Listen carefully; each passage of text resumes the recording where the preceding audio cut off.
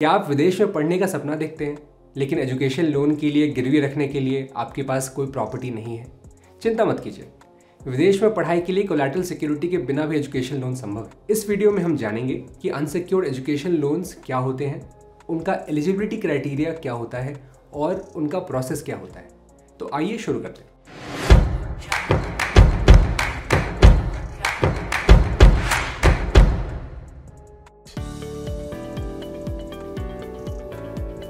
सबसे पहले समझते हैं कि कौन से बैंक अब्रॉड के लिए एजुकेशन लोन देते हैं। एजुकेशन लोन लेंडर्स को मुख्यतः दो पार्ट्स में डिवाइड किया जा सकता है।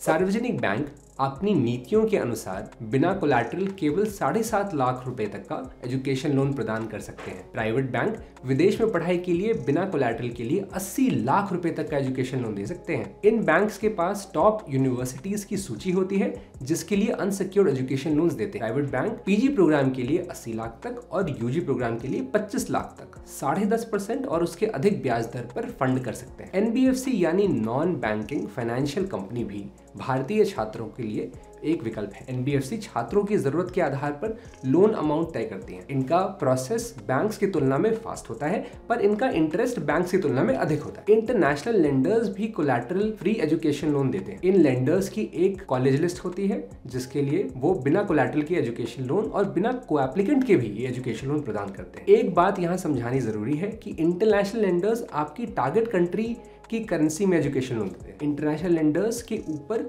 हमारी डिटेल्ड वीडियो हमारे चैनल में उपलब्ध है। अब जानते हैं कि विदाउट कोलैटरल एजुकेशन लोन्स के लिए एलिजिबिलिटी क्राइटेरिया क्या है।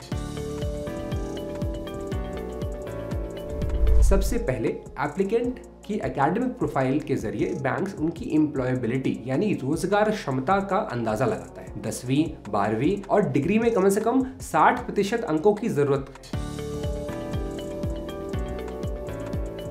अनसिक्योर्ड एजुकेशन लोन के लिए यह सबसे महत्वपूर्ण और निर्णायक चीजों में से एक है क्योंकि बैंक कोई सिक्योरिटी नहीं ले रहा और एक अच्छी इनकम वाले को एप्लीकेंट से वो आश्वस्त रहता है कि यदि कोई छात्र लोन राशि चुकाने में विफल रहता है तो फाइनेंशियल को एप्लीकेंट छात्र की ओर से भुगतान करते हैं। तीसरी जरूरी चीज है कोर्स या डिग्री जो कि एप्लीकेंट करना चाहता है। स्टेम कोर्सेज के लिए अनसिक्योर्ड एजुकेशन लोन्स पाना बाकी कोर्सेज से मुकाबले आसान होता है। आप किस देश में पढ़ने जा रहे हैं ये भी काफी मायने रखता है। ज्यादातर बैंक्स या lenders US, UK, Canada, Australia, Ireland और जर्मनी जैसे देशों के लिए अनसिक्योर्ड एजुकेशन लोन्स दे सकते हैं।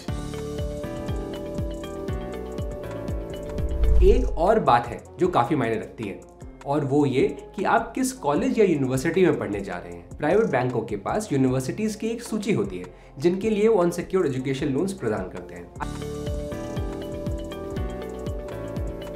आइए अब समझते हैं कि अनसिक्योर्ड एजुकेशन लोन्स के लिए डॉक्यूमेंट्स कौन से लाने चाहिए। सबसे पहले एप्लीकेंट जो डॉक्यूमेंट्स देने होते हैं वो जान लेते हैं।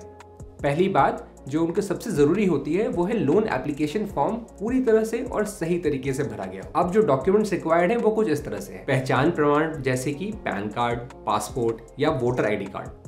एड्रेस प्रूफ जैसे कि टेलीफोन बिल, बिजली बिल या पानी बिल की रिसेंट कॉपी। पासपोर्ट, 10वीं, 12वीं, graduation marksheet, GRE, TOEFL, IELTS इत्यादि प्रवेश परीक्षाओं के टेस्ट कोड। एडमिशन प्रूफ, आपका एडमिशन का कंडीशनल ऑफर भी पेश कर सकते हैं यहाँ पे। खर्चों का विवरण यानी शिक्षा की पूरी लागत का विवरण। Passport size photograph. को एप्लीकेंट से रिलेटेड जो डॉक्यूमेंट्स होना अनिवार्य है वो है पहचान प्रमाण, एड्रेस प्रूफ, आय प्रमाण जिसके लिए जरूरी प्रूफ्स इस पर निर्भर करते हैं कि को एप्लीकेंट सैलरीड है या सेल्फ एम्प्लॉयड। सेल्फ एम्प्लॉयड को एप्लीकेंट के रिक्वायर्ड इनकम प्रूफ्स हैं बिजनेस एड्रेस प्रूफ, पिछले 2 साल के IT returns, TDS certificate, certificate of qualification, पिछले 6 महीनों का बैंक अकाउंट स्टेटमेंट। सैलरीड को एप्लीकेंट के रिक्वायर्ड इनकम प्रूफ्स हैं पिछले 3 महीनों की सैलरी स्लिप, पिछले 2 साल के फॉर्म 16 की कॉपी या पिछले 2 साल के आईटी रिटर्न की कॉपी, पिछले 6 महीनों का बैंक अकाउंट स्टेटमेंट।